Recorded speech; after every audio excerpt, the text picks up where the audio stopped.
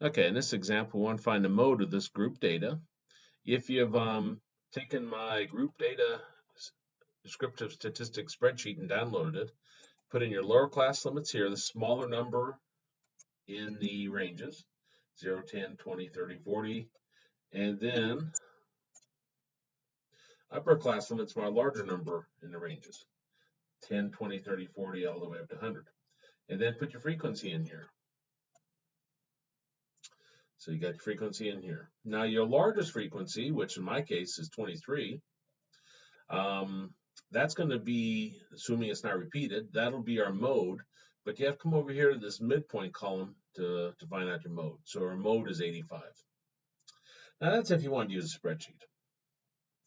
If you were doing it by hand, what you do is you look for the largest frequency, in this case 23, the number of students, and then you come over here and you average these two numbers. So 80 plus 90 divided by 2, which would give you 85. Or you could use a spreadsheet.